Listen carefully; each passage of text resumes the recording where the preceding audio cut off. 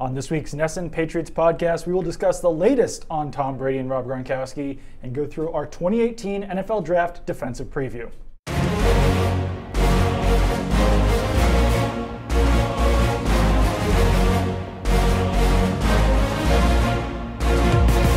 Hello and welcome to the NESN Patriots podcast. I am Doug Kai, joined as always by Zach Cox. Zach, how are you doing? I am doing fantastic. How are you?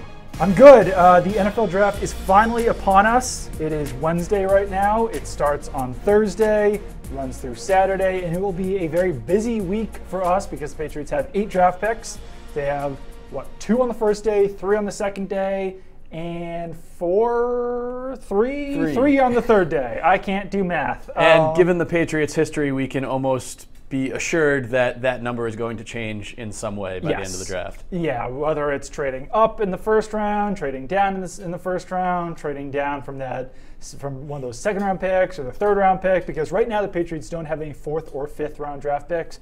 Patriots actually don't really like drafting in the 5th round historically, so they might not acquire any 5th-round picks, but I definitely wouldn't be surprised if they picked up 1 or 2 4th-round picks, because that is a round where the Patriots have had a decent amount of draft success throughout the years. I agree. I think my bold prediction going into this draft is that the Patriots don't make any more than one of those first or second round draft picks. They may make other picks in the first and second round, but of the 4 that they currently have on their person, I don't think they make any more than one of them. I would be stunned if they made 3. I mean, just with Bill Belichick's history of trading, how infrequently they have drafted 2 players in the first round, there's going to be a lot of wheeling and dealing, I think, over the next 24, 48 hours. Yeah, I would expect the same. And yeah, that's what makes doing these mock drafts so difficult is that, I mean, you're picking at 23, 31, 43, 63 and 95. Yep. And I mean, they might not actually wind up picking any of those spots. And as I'm putting together these mock drafts, also, I'm looking at players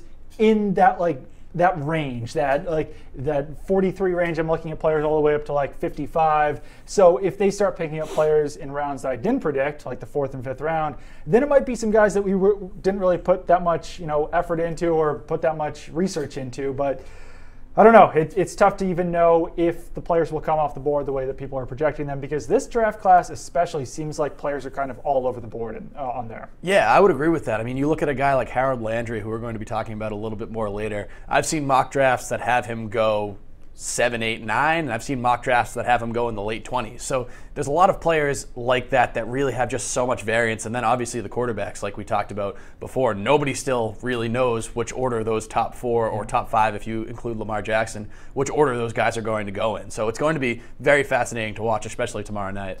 All right, let's get into our first segment, and that is what's new. A lot has changed as far as Tom Brady and Rob Gronkowski are concerned over the last week or so. Last weekend on Saturday at noon, Rob Gronkowski held a very bizarre press conference at Gillette Stadium at the same podium where Bill Belichick and Rob Gronkowski and all the Patriots players talk. But it was decked out in Monster Energy gear because he was there for the Monster Supercross. As was Rob Gronkowski. He was wearing a Supercross costume, uniform. I don't really know what the right terminology would be for that.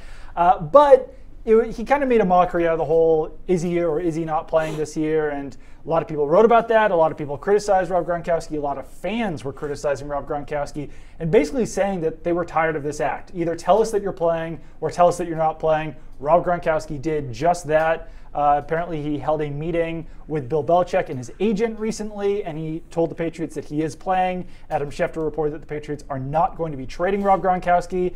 And let's get all this news out there all at once. Tom Brady's agent, Don Yee, told Adam Schefter that Tom Brady is playing in 2018. So the Patriots, as long as there's not any gigantic surprise trades, will have Tom Brady and Rob Gronkowski on the field in 2018. This is what everyone expected, but it hadn't been stated officially until this week. Yeah, I totally agree with that last part right there.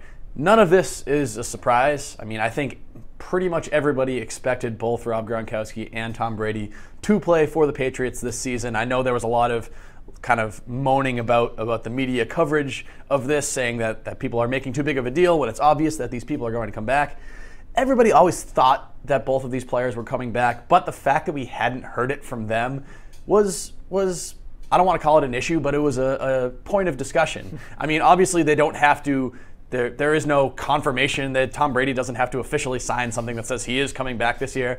But just the fact that there was that slight ambiguity was a story. It was these are the two most well-known, two best players on the Patriots, and they were kind of waffling, or even if they weren't waffling themselves, there was some kind of uncertainty surrounding them. Now that uncertainty has been sort of squashed, and they can kind of proceed the way that they were intending to anyway. Yeah, I'm not sure. I think that Rob Gronkowski was waffling. I think that, he talked after the draft, basically after the Super Bowl, said that he wasn't sure if he was going to be playing in 2018, and then we hadn't heard from him since then. So I think that there was a legitimate question there as to whether Rob Gronkowski was going to play. Tom Brady, there was never really any notion from Brady that he wasn't going to play, other than the fact that he didn't show up for the voluntary offseason workout. So now we'll see, now that we know that those guys are both intending to play in 2018, now we'll see when they actually show up, because the Patriots are still going through their offseason workout program. OTAs start in late May. May 21st, May 21st, and mandatory minicamp starts in early June.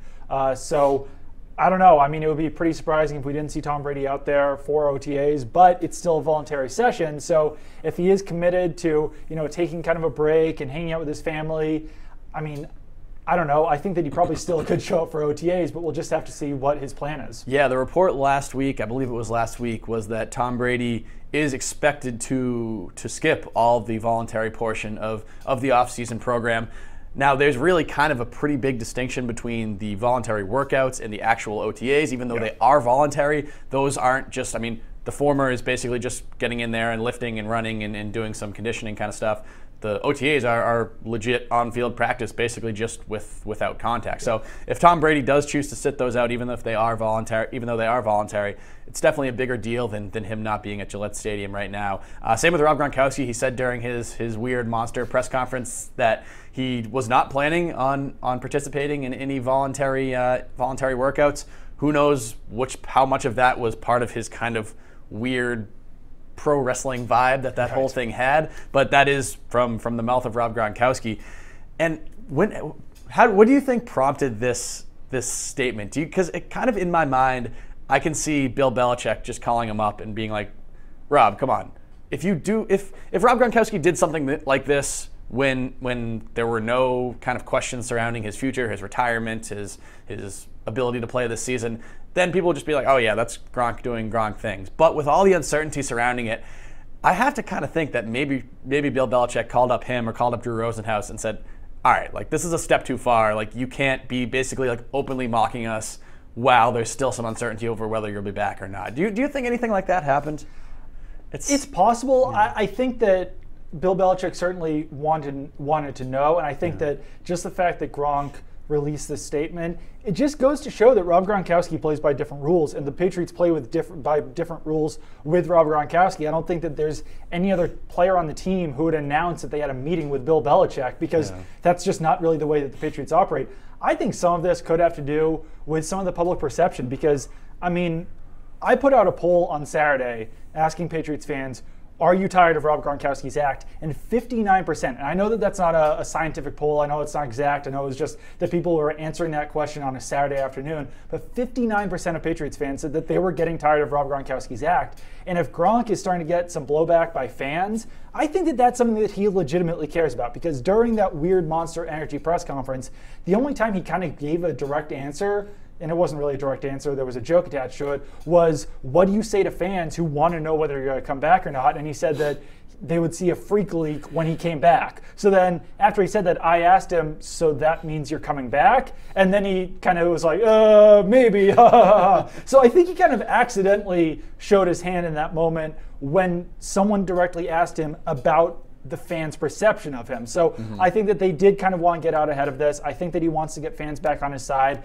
And I think that Bill Belichick might have just had enough at that point and said, okay, Rob, are you playing or not? Because we've got the draft next week, and if you're not playing, then we have to address the tight end position pretty heavily in here. Yeah, this, like you said, this is another instance of Rob Gronkowski being treated differently than a typical Patriots player. Something that really goes back years to, what was it, 2014, 2015, when Rob Gronkowski got injured, and the team released, it was a joint statement between the team and Rob Gronkowski's family and his camp.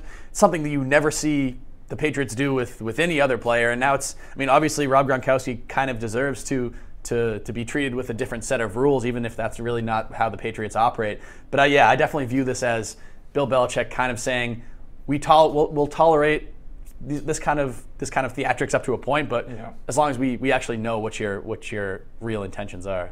Yeah, and now that we know those, I think the Patriots fans can rest a little bit easy. After the Don Yee released a statement on Tom Brady, some Patriots fans point out that Don Yee did not say that Brady would be playing for the Patriots in 2018, but that he would be playing in 2018.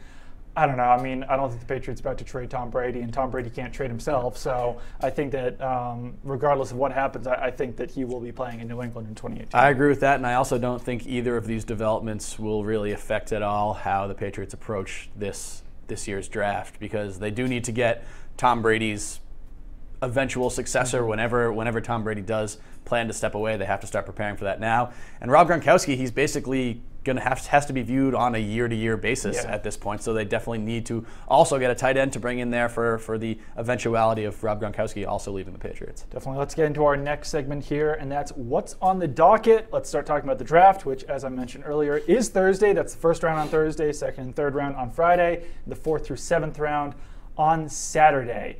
I've been doing a decent amount of mock drafts. I did a mock draft for a Jacksonville radio station where they called up members of the media who cover each team and basically had them pick a player. And it's kind of interesting doing things like that, because then you have to pick based on what other people are doing. You can't lay out the board yourself. So a lot of guys who I wanted at that 23 spot were gone at that point. I was deciding between guys like Leighton Vander Esch and Maurice Hurst, and I forgot who some of the other guys who I was kind of deciding between at that point. But I wound up with Lamar Jackson at number 23, and then in the number 31 spot, a lot of other guys that I was kind of deciding between were gone, and I was picking between the Texas offensive tackle Connor Williams and the Florida defensive tackle Taven Bryan, just because he was still on the board. I wasn't expecting it. I wound up taking Connor Williams, and after I took both those guys, a lot of Patriots fans were saying, yeah, that's great, but I want a defensive player in the first round.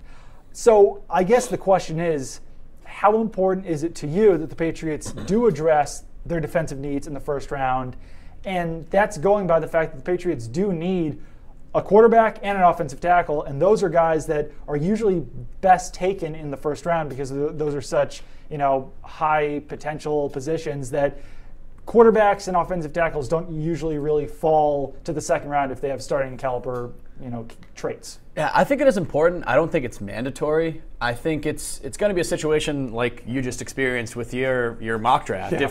If there's a defensive player that the Patriots value highly who's available at number 23 or available at number 31, I think it would benefit the Patriots to pick that player, whether that's Leighton Vander Esch, whether it's Rashaan Evans, Lorenzo Carter. Evans was the other guy that I wanted to pick, and he was gone at that point. A Harold Landry if he drops, an edge player or a linebacker, because obviously those are two big areas of need still for the Patriots.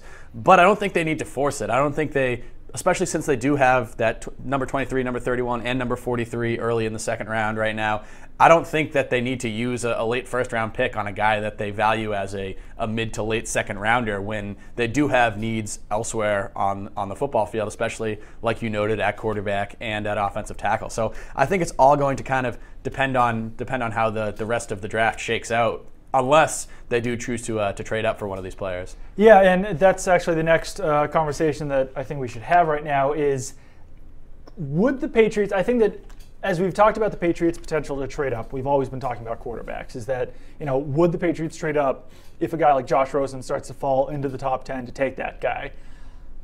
Would the Patriots trade up for a defensive player, though? And I kind of lean towards, I know this isn't very helpful, but maybe, if only because the Patriots never have this much draft capital. They never have the ability to move up into the top 10 or move up into the middle of the first round. The last couple of years, they haven't even had first-round draft picks.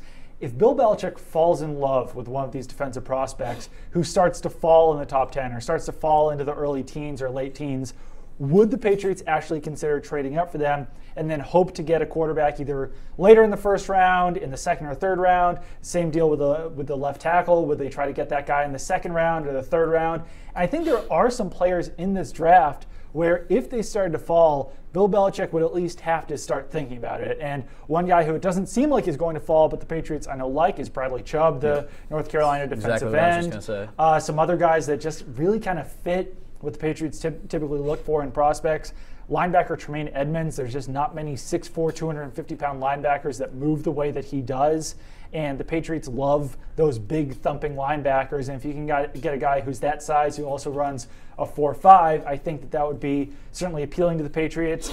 Two other guys, Roquan Smith from Georgia, another linebacker who moves extremely well, good coverage guy, good guy who can blitz a little bit. And then a defensive end, Marcus Davenport, who has traits that are similar to that of Chandler Jones. Really good athlete, fits what the Patriots like in the athletic perspective, and he was a dominant player at University of Texas, San Antonio. So I don't know. I think it's possible. I'm not sure if they'd actually do it, but if you have the opportunity to get a potentially elite defensive prospect in the first round, and you don't think you can get that at the end of the first round, then I think you would at least have to consider trading for that type of player and then hope to get, say, Kyle Lauletta at 43 and Brian O'Neill, the offensive tackle, at 63 or something. Yeah, I mean, the Patriots have options this year, which is the biggest benefit of having all of these draft picks is the ability to trade up if you want to. And the Patriots, I can't see the Patriots being so dialed in on anybody late in the first round that they need to take if he's there. If there's a guy a little bit higher up on the draft board that slides a little bit, whether it is a quarterback like Josh Rosen or whether it's a defensive player like any of those guys you just mentioned, or even if it's someone like Mike McGlinchey at left tackle, who maybe if they have to trade up 3 or 4 spots into the late teens to get him, I think they have the ammunition to do it. They have the ammunition to do it and not basically just kind of mortgage the rest of their draft on this one player. I don't see them trading up into the top 5 or anything like that, but if they can trade up to the 10 range or maybe even basically anywhere in the teens for a player that they really like, I can definitely see them doing that as well. Yeah, and I think that, a couple guys who might be on our list of players that we're going to target for the Patriots in the first round, on day 2 and on day 3. Some of those guys might fall off the board earlier than the Patriots are picking. One of those guys is linebacker Leighton Vander Esch. He's usually ranked above that number 23 spot for the Patriots. So would the Patriots trade up, a couple picks, maybe up to 20 where the Lions are picking, or maybe into the late teens, just to make sure they can get that guy? Because if you get a major impact first-round player as a defensive player, then that really changes your entire defense. If you can get Tremaine Edmonds, or if you can get Leighton Vander Esch, or you can get Marcus Davenport, then maybe you don't have to put as much draft capital in other areas of the defense, because that guy could make such an impact, from day one on your defense. I think it's certainly at least worth thinking about if you're the Patriots. Yeah, I agree.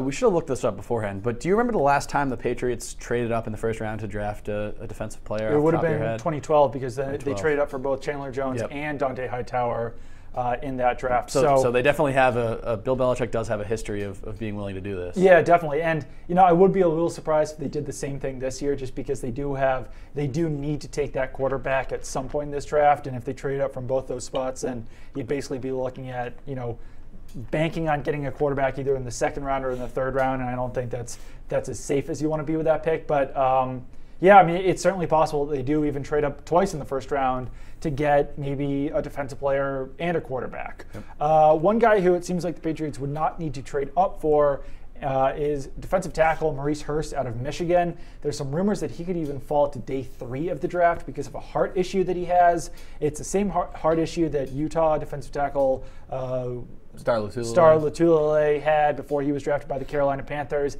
It did not hurt his draft stock. He was still drafted in the first round. So we'll basically have to see what happens with Hurst. Patriots, I don't think, have a major need at defensive tackle, but if they can get a guy like Hurst or Taven Bryan, the guy I mentioned earlier out of Florida, a guy who can actually contribute a little bit as a pass rusher, has a little bit different body than the other defensive tackles the Patriots have on the roster, and Danny Shelton and Malcolm Brown and Lawrence Guy and Vincent Valentine, all those guys are kind of 2-gappers. If they can get a 1-gapper who can shoot the gap and kind of play that Adam Butler role from last year, it would be worth looking into, because I think the Patriots need pass rush help A lot of people think they need pass rush help from the edge, but if they can get it from the middle of the defense from a guy like Maurice Hurst, and they can get him, maybe, it seems crazy, but if they could get him with that number 95 overall pick, that seems like it would be a major steal for the Patriots. No, I agree. I personally don't think he'll be around that long, even though he is sliding a little bit. I mean, he was basically considered a top 15 pick before this heart issue was found at the combine. And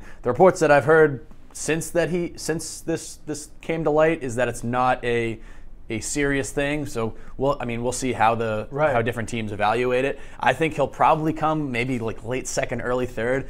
But he's a player that I loved from this whole pre-draft process. I think he would be a tremendous kind of boost in that interior defensive line, especially because the Patriots, I don't think they need an interior defensive lineman enough to draft one in the first round. Right. But if you can get a first-round talent in the late second or third round, I think that's something that they could definitely go for. Yeah, it was ESPN's Todd McShay who reported that some teams had taken Maurice Hurst off their draft board, and there is that potential that he could go on day 3. He's a great athlete, a little bit undersized at 6'1", 292, but there's a lot of guys like that who have made a major impact in the NFL, whether it's Geno Atkins or Aaron Donald, those kind of squatty body type defensive tackles who are a little bit undersized as far as weight goes, but can certainly add a jolt of athleticism in the middle of a defense. So we will see what happens with Hurst. Let's get into our defensive draft preview. However, with the 4 major needs there on defense for the Patriots, that is defensive end, linebacker, cornerback, and safety. Let's start out actually with linebacker, since I already touched on Leighton Vander Esch a little bit. He would be my first-round target for the Patriots. He really fits everything the Patriots typically look for as far as athleticism goes at linebacker. He's a guy who has the size the Patriots like out of a linebacker. He is 6'4", 256 pounds, ran a 4.65 40, 6'8" 3-cone, 4.15 short shuttle. I think that he could certainly drop back into coverage better than some of the other Patriots options there at linebacker. And if they had him in the middle of their defense, then that would free up either Dante Hightower or Kyle Van Noy to play a little bit more of an edge role. I think that he also has the athleticism and size needed if the Patriots wanted to put him on the edge to rush the passer a little bit out there as well. The one kind of knock on him is that he was only really a 1-year starter at Boise State. So that's a little bit concerning, but really seems like teams love him and that he could actually come off the board before the Patriots are picking at number 23. Yes, I agree. He was a guy that looked like maybe even a Patriots target at number 31 earlier in the process, but he's definitely kind of risen up the ranks, and now you could even see him come off in the late teens. I'm a big fan of Leighton Vander Esch. I'm going to go with the other guy who everybody seems to want the Patriots to draft in this first round. That's Rashaan Evans from Alabama. He's a little bit undersized. He's only 232 pounds, but he's a hyper-versatile player. He played edge rusher and off the line, inside linebacker, outside linebacker. Really good blitzer, kind of a side-to-side run defender, or sideline-to-sideline rather. Led Alabama in tackles and tackles for loss last year. I think he could be a tremendous addition to this Patriots defense, and I think he's a guy that should be available late in the first round there, either at that number 23 spot or maybe even more likely at that number 31. Yeah, I mean, Alabama defenders always kind of seem to drop in the draft. I don't know if that's happening to Rashaan Evans because he's actually had a late rise in draft rankings, but I mean, you look back to some of the old drafts with Alabama players. Reggie Ragland was supposed to be a first-round pick. He dropped. Jaron Reed was supposed to be a first-round pick. He dropped. I think Ashawn Robinson was supposed to be a first-round pick. He dropped. So we'll see what happens with Rashaan Evans. He ran a 6.95 3-cone, which is certainly what the Patriots like out of a linebacker. He didn't run a 40, and his vertical leap was only 30 inches. That doesn't really matter that much for a Patriots linebacker, but definitely a good athlete, could help in coverage and as a pass rusher. So I would like that pick a lot for the Patriots. As far as second-day picks go, my guy is Ohio State's Jerome Baker, and he's actually a guy who's recently fallen in draft rankings, which I'm not really sure why. He, like Rashaan Evans, is very undersized. He's 6'1", 229 pounds, and if you look up pictures of him, I mean, you could confuse him for a safety. He's really undersized, but he's a fantastic athlete, ran a 4.53 40, 6.93 3-cone, 4.15 short shuttle, so I mean, he looks like a safety, but he also moves like a safety. And, you know, teams are always looking for those guys who can play a little bit of linebacker, play a little bit of safety. I think that he's a guy who could certainly fit that need. I talked to Jerome Baker at the Combine. He certainly seemed like a well-spoken, smart guy. And he actually played with one of the Patriots' current scouts, Cameron Williams, at Ohio State. So the Patriots certainly have intel on him, just to know what he's like in the linebacker room, know what he's like at practice, know what he's like in the film room. So he might be in that number 95 overall range, but he's a guy that certainly fits all the Patriots' athletic fit needs, and but I don't know. I like Jerome Baker. Yeah, I'm going to go with another safety-ish player for my day 2 pick. That's Oren Burks from Vanderbilt. He actually played safety in 2015, then transitioned to kind of a hybrid safety linebacker role in 2016. Then this past season, he was a straight-up inside linebacker. So he's really played at all three, or I guess not all three levels of the defense, but he's played all over the defense in college. He had a fantastic 3-cone drill, fantastic short shuttle. He was third in 3-cone, second in shuttle at the Combine a couple months back. I can kind of see him filling maybe that role that the Patriots tried to use Jordan Richards in unsuccessfully this year, as kind of an undersized linebacker who also has some safety tendencies. Mel Kiper and Todd McShay in their latest dual mock draft, they had him going number 87 to the Los Angeles Rams, so that would be right around that 95 range for the Patriots. So yeah, he could be a guy that's available and intriguing around that spot. There's a lot of actually second-day linebackers who are intriguing. Oren Burks, I think, is a pretty similar player to Jerome Baker. Another guy who's similar to those guys is BYU's Fred Warner. He has basically a safety body but plays linebacker. Western Kentucky linebacker Joel something. His last name is spelled with a lot of vowels and consonants, so I have no idea how to pronounce it, but it's Igbinwi or something. I'll move on. I'm not even going to try that. Texas linebacker Malik Jefferson's another guy who could certainly fit in the second round. So a lot of athletic linebackers in this class who are kind of that safety linebacker hybrid. I will mention another one of, actually not. My late round linebacker is a Stanford product, with the Patriots certainly like Stanford guys. Peter Colombai. He played a little bit on the edge last year at Stanford. He's kind of a 6th or 7th round prospect, but he certainly has Patriots size for a linebacker, 6'3", 252 pounds. Ran a 6.94 3-cone, 4.57 40-yard dash. He's a guy who I'm not really sure why he's ranked so low in the draft. He was a productive player in Stanford, played a ton of games. I guess maybe it's because teams might have to transition him to linebacker when he played on the edge at Stanford, but certainly an athletic guy who could fill a number of roles for the Patriots with a little bit of versatility. Definitely. My day 3 guy is Josie Jewell from Iowa. He's a kind of an interesting prospect in that he's not big. He's 6'1", 234, so he's undersized. He doesn't have the straight line speed. He ran a 4.8 40 at the Combine, but he's really athletic, actually. He had a great 3-cone time, a pretty solid short shuttle time. And just watching him play, he's a fun player to watch. Yeah. He's I can't remember which draft analyst said, I think it was Todd McShay. He says, close your eyes and think of what an Iowa linebacker is. And that's Josie Jewell, but faster. He's a guy that looks like he takes really good lines in run coverage. He's actually pretty good in pass coverage. He had 20 pass breakups, 6 interceptions over the last couple seasons at Iowa. Nobody really seems to know when he'll come off the board. I mean, NFL Draft Scout has him as a 2nd or 3rd round pick, but NFL.com says he's all the way down in the 5th or 6th. I think he'll probably go on the 3rd day.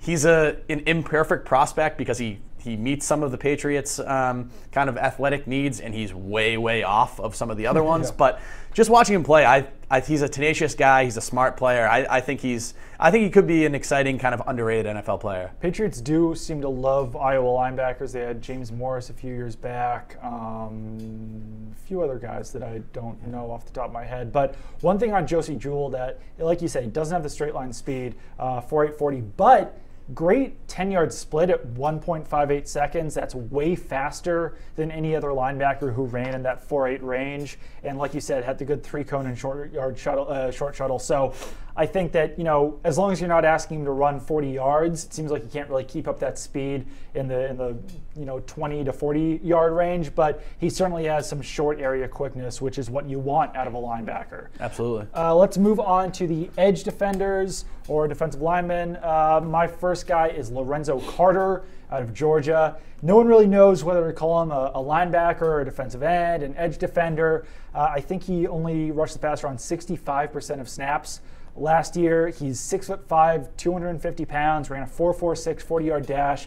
Absolute freak athlete for his size, and he's the guy that if the Patriots drafted him, you would see him standing up on the edge, and he would have the potential to either drop back into coverage or rush the passer. Patriots have kind of had a hard time finding that perfect fit to fill that position in recent years. I think they kind of want Chandler Jones to be that guy, but he was never good enough at dropping back into coverage. We even saw Trey Flowers dropping into coverage a little bit last year. They've got a number of guys on the roster heading into this season who might be able to fill that need, and Dante Hightower, Kyle Van Noy, Harvey Longy, even last year's third-round pick, why can't I think of his name? Derek Rivers. But I think that Lorenzo Carter, because he actually has that pass coverage experience, is a better fit to do that. And then maybe you could move Rivers to more of a pure defensive end role in the NFL. But there's a lot to like about Lorenzo Carter. He could be a first-round pick. He could be an early second-round pick, but he's certainly in that range from 23 to 43 where the Patriots could potentially take him off the board. And my guy's more of a pure pass rusher, and that's Harold Landry, who I mentioned before. I don't think he'll be around at 23. It seems like he'll probably come off the board before then. So if the Patriots do want to draft him, they would probably have to trade up a couple of spots.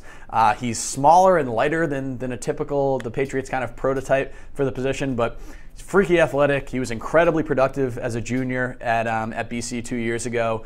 Didn't really have the same production in his senior year. He said a lot of that was because of an ankle injury that forced him to miss 3 or 4 games.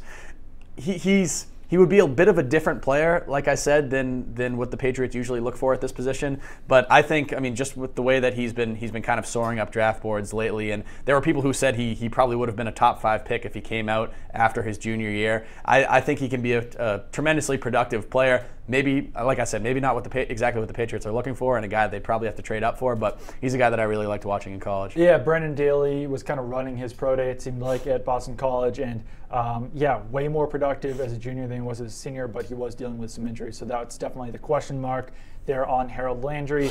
My second day guy is Ohio State defensive end Tyquan Lewis. He's a player who seems like he could go off the draft board late third, I guess maybe early fourth, but it seems like, based on his productivity, based on his athleticism, based on his size, he should certainly be a second or third round prospect. He's kind of fallen a little bit under the radar because Ohio State has 3 defensive ends in this draft. They've got Tyquan Lewis, they've got Sam Hubbard, and they got Jalen Holmes.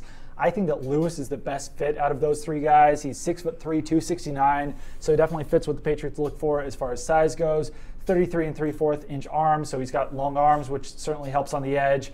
4.69 40-yard dash, which at 269 pounds is definitely good. 7.2 3-cone, 4.34 short shuttle. Even had some good explosion with a 35.5-inch vertical, 10'7" broad jump. And he was a guy at Ohio State who actually kicked inside on pass rushing situations, which is something the Patriots have certainly looked for in recent years. Trey Flowers can do that, but if you can find another big defensive end who can play a little bit of defensive tackle on third down, then maybe that frees up Trey Flowers to play on the edge on third down. So you could look at Trey Flowers and Derek Rivers on the edge. You could have Dietrich Wise and Tyquan Lewis on the inside. I think that would be a pretty dangerous pass rushing combo there for the Patriots. So Tyquan Lewis is a guy that I actually like a lot. Yeah, Tyquan Lewis kind of not a bit of an under-the-radar name. I feel like he's not getting a ton of publicity ahead of this draft. He was, I think, sick at the combine. Is that what happened to him? I don't remember hearing his name at all during like February and March. Yeah. And it seems like he's recently kind of come onto the scene a little bit more. For my day 2 guy, I'm going to go with a guy that you mentioned in your little spiel there, Sam Hubbard from Ohio State. He also showed the ability to bump inside while he was at Ohio State. He's kind of a versatile guy, drop back in coverage a little bit as well. He was productive in all 3 of his seasons with the Buckeyes. He had a bit of a strange workout as well. Yeah. He had a terrible 40. He ran a 4.95 40. Even at 265 pounds, that is not a good time. But he ran a 6 6.84 3-cone drill, which is incredibly fast for a man of his size. So I think the 40 is going to bump him down a little bit on draft boards, which probably could help out a team like the Patriots if they're looking to get him maybe late in the second or maybe even in the third round. This is a guy that probably has late first-round talent, but with those numbers, he might slide a little bit. He's a former lacrosse player too, so that always helps in Bill Belichick's eyes. Also played safety in high school, then packed on about 30, 40 pounds to move to the defensive line in college. Yeah, another versatile kind of productive guy that the Patriots could be looking for there. He's a guy that I think I mocked at 31 to the Patriots before he ran that 40. After he ran the 4.95, I definitely have to bump him down a little bit. He's still currently ranked on Draft Scout as a 34th overall prospect, but I really wouldn't mind if the Patriots took him at 43 overall or at number 63 overall, just because he certainly still has the potential, and the Patriots do have that defensive end need. I just probably wouldn't take a defensive end who's – I know that straight line speed doesn't matter for a defensive end, but that shows an overall little bit lack of athleticism. And I would be a little bit concerned about a guy who ran a 4.95 dropping back into coverage. He doesn't look fast when you watch him on tape. It's a little strange. He usually gets the job done. He gets to the quarterback. He kind of disrupts things in the background, but he's not in the backfield rather. But he's not one of those players that you watch on tape and you see him kind of flying off the line like that. He definitely is a little bit more deliberate in his movements. ESPN did a mock draft with all of their NFL Nation reporters yesterday, and I think the Titans took Sam Hubbard in the first round, and Bill Polian really kind of slammed the pick, saying that he's a guy that he would take in the second or third round. So I think that that's more the area where you're looking. I definitely think old school kind of evaluators too are going to see that 40 and they're going to bump him down regardless. My final guy is another kind of hybrid defensive end, defensive tackle, Ole Miss Breland Speaks. I believe the Patriots hosted him on a workout. He's definitely a bigger prospect than some of the other guys that we're talking about. He's 6'3", 283 pounds, but he's a guy who I think that could kind of hold the edge against the run, kick inside to rush the passer. Decent athlete for a 283-pound player. I think that if we were looking at him as a defensive tackle rather than defensive end, you would really be raving about his athleticism. 4.87 40-yard dash, 7.63 3-cone, 32.5-inch vertical leap. But since he's kind of been put in there with the defensive ends at 6'3", 283 pounds, his athleticism hasn't really been off the charts. But I think as a 6th or 7th round prospect, you could certainly do a lot worse than him. And I think that he's a guy who could contribute pretty immediately if the Patriots are looking for a bigger defensive end or smaller defensive tackle. Definitely. The guy that I picked for day 3 is a little bit of a smaller guy in comparison to the one that you just mentioned. Doris Armstrong from Kansas. He's another player who visited the Patriots, 6'4", 257, known as being pretty athletic, even though his 40 time was 4.87, so not great in that regard. But yeah, he's a player who's right now projected to go in the 4th or 5th round maybe, so it might be a sense of where if the Patriots kind of stockpile a couple of additional mid-round picks through some trades earlier in the draft, he might be an option there. Kind of similar to Harold Landry. He had 10 sacks and 20 tackles for loss in 2016, just 2 sacks, 9.5 tackles for loss in 2017. So that's something that he'll have to explain to teams and evaluators who are interested in him. I'm sure he was asked about that at his visit to the Patriots. So he's a guy who's probably not going to be a star immediately, but does have some potential. Yeah, just before we go on to cornerbacks, some other guys I like. Louisville defensive end Trevon Young is a late-round prospect. Certainly fits what the Patriots look for. And an edge defender. Florida State's Josh Sweat is a freak athlete who could be available on the second day. And USC's Rasheem Green is another guy on the second day, right around that 43 pick, 6'4", 275 pounds with some good athleticism. So certainly some good fits actually in the draft if the Patriots are looking for a pass rusher. At cornerback, my first round guy might be gone by the time the Patriots are picking at number 23 overall, Jair Alexander out of Louisville. He's a great athlete, fits all the Patriots' marks there as far as 40-yard dash, 3-cone, short shuttle. A little bit undersized at 5'10", 196, so maybe starting out as a slot defender before the Patriots decide if he can line up outside, but not a great class of cornerbacks when you're looking at pure athleticism, and he's a guy who really checks every box for me as far as a Patriots potential cornerback. Yep, I'd say he's probably the the kind of cream of the crop of the late first round guys behind guys like Minkah Fitzpatrick and Denzel Ward earlier up in the draft. My guy is another guy kind of in that same region, Isaiah Oliver from Colorado. He's got good size. He's 6 foot, 200 pounds. Known for having good ball skills. He was a decathlete in college, so he's got that kind of well-rounded athleticism. He didn't run a 3-cone or a short shuttle that I could find either at his pro day or at the combine. So hard to judge exactly how he fares in those kind of agility, shiftiness drills. His 4.5 40, not great for not great for a guy in not great for a cornerback, but his punt return experience has some high upside. He's not a guy you look at and kind of he's not a mind-blowing prospect, but he's an interesting guy that does have some potential there. My second day guy, we'll see if the Patriots will be willing to go back to the Alabama well at cornerback, since they took Cyrus Jones in the second round of the 2016 draft, and that didn't work out so well. But Anthony Everett, he's another guy who, when you look for a Patriots cornerback, you basically want him to run a sub 4.5 40 and a sub 7-second 3-cone. He did both those things. He's got some decent size at 5'11", 183. Another guy who might be able to contribute a little bit in the slot. I know he didn't do that a ton at Alabama because Tony Brown was doing that. Tony Brown's another potential Patriot, I think, in this draft. But I don't know. I think that the Patriots like Alabama defenders. We'll see if they'll pick another cornerback since Cyrus Jones didn't work out too well. But good overall coverage guy on Anthony Everett. Definitely. Day 2 for me, I went Dante Jackson from LSU. He's a guy that I could easily see coming off the board late in the first round. He's got ridiculous speed. I mean, he ran a 4.32. It's tied for the fastest of anybody at the combine this year. I keep seeing the word fluid used in scouting reports about him. He's a pretty good cover guy, known as a strong tackler too. One issue with him, he's only 5'11", 178. So that's kind of, you don't have a lot of power in that frame, and you're looking at a guy that's that light and that slight as a potential injury risk in the NFL. But definitely an incredible athlete, and that speed is something that not a lot of prospects have. No, definitely not. Small across the board. Yeah, like you said, he's 5'10" and a half, 178 pounds, only 29.5-inch arms, only 8 3/4-inch hands. And I think he only did like 8 bench presses. He put up 7 bench presses. Yeah. So yeah, definitely a slight prospect across the board. But you could ask him to put on a little bit of weight, and he would still probably be one of the fastest cornerbacks in this draft. Yep. My late round guy, I think there's a decent amount of late round prospects who the Patriots could be interested in this draft, but my guy's Penn State's Grant Haley. He is a freak athlete, but he's more of a slot cornerback at 5'9", 190. Ran a 4.44 40, 6'5", 1 3-cone, and 3.94 short shuttle. So really one of the best athletes in this class. And at 190 pounds, he's not undersized weight-wise, but at 5'9", he's certainly on the shorter side there.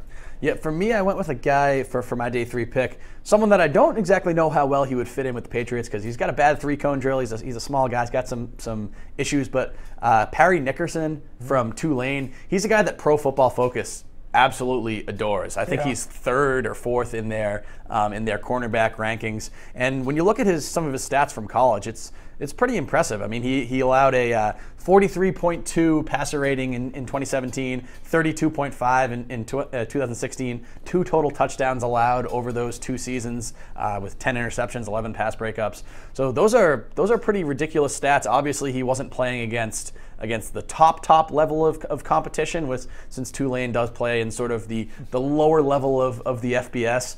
But yeah, I mean, he's kind of a guy that could be worth taking a flyer on late in the draft. PFF has him as the 58th overall pick in their mock draft. I think that's probably way high. He's probably going to come off late in day 3. But he's a guy who's talented in college, who does have some potential.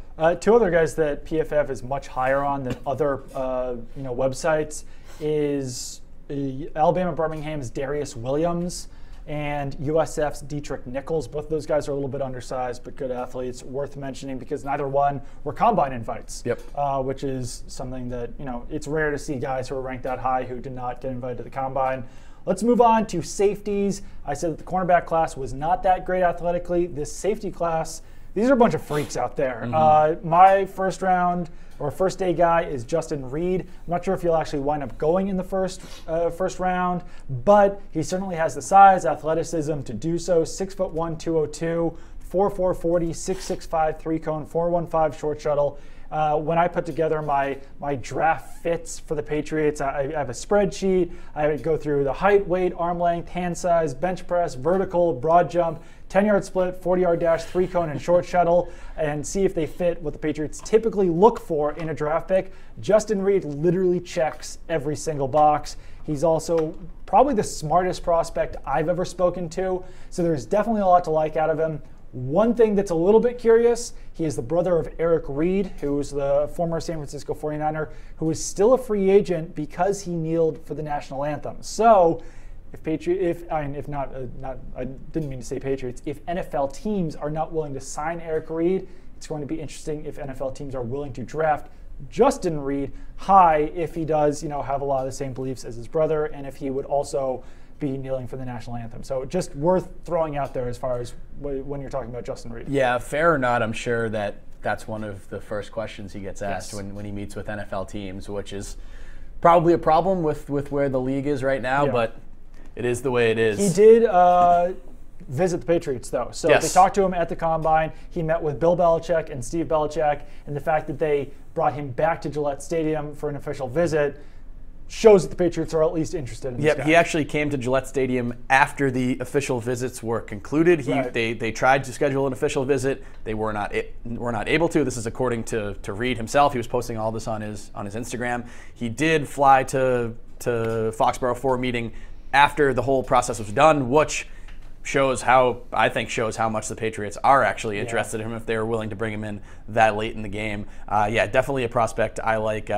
People should read your piece on him from the NFL Scouting Combine, which we can promote on Twitter. Yes. But guy for me, Ronnie Harrison. I think not Rodney Harrison. Ronnie Harrison confused with. From Alabama. I mean, it shows you how freaky the Alabama defense is that both of their safeties are probably going to get drafted in the first round. Yeah. He is not as versatile as Minkah Fitzpatrick, who can really play safety, cornerback, slot, kind of play all over the field. Ronnie Harrison is more of a typical strong safety, but he's another pretty solid athlete. It's hard to tell because he didn't run a 3-cone, didn't run a shuttle during the pre-draft process. But yeah, he's definitely a player that beyond that kind of he's probably in the same range as a Justin Reid in a late first round pick, early second round pick. Yeah, and always worth looking at those Alabama guys. My second round or my second day guy is Arizona's Dane Cruikshank. He's massive prospect at 6'2", 218, so almost linebacker size, but freak athlete, just like Justin Reid, 4'4", 140, 6'8", 3-cone, 4.24 short shuttle. Great vertical leap at 38.5 inches. I think he's a guy who could play probably a little bit in the slot if the Patriots asked him to. Patriots need a bigger safety in that Jordan Richards type role who can play a little bit at safety, play a little bit at linebacker. I think you might eventually have to plan for Patrick Chung's exit, and Dane Cruikshank certainly has the athleticism and the potential to fill those type of roles. Yep, I'm going with another super athlete to kind of continue that trend. Tavarius Moore from Southern Miss. He's a guy that most people probably haven't heard his name all that much. He was not even invited to the Combine, but he did put on a fantastic workout at Southern Miss's Pro Day. He ran a 4.3 240, 38.5-inch vertical jump, 11 foot 1 inch broad jump. He's a guy that's kind of being viewed as one of the fastest risers around the draft from what I can see. I've seen a couple of sites are now projecting him as maybe a late third round pick. He's a former JUCO guy, only started 1 year in college, so that's obviously a bit of a concern that he doesn't really have the top level starting experience. But from what his athletic numbers and from what scouts are saying about him, he could definitely be maybe a steal late there in the third round. My late round guy is Nebraska's Joshua Kalu. Another bigger guy at 6 foot, 206, ran a 6.74 3-cone, which is really fast for a guy his size.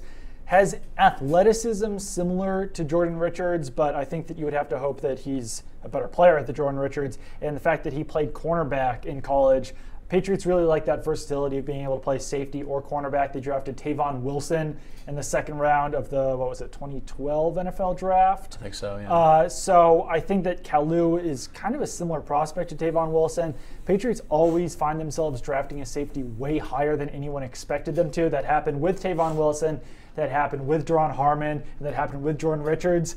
I know we're talking about third day guys, but I really wouldn't be surprised if they took Joshua Kalu as a surprise second-round pick in the, Jordan Richards, Ron Harmon, Tavon Wilson, and even Vincent Valentine kind of range there. Yeah, that does seem to be a bit of a trend over Bill Belichick's career.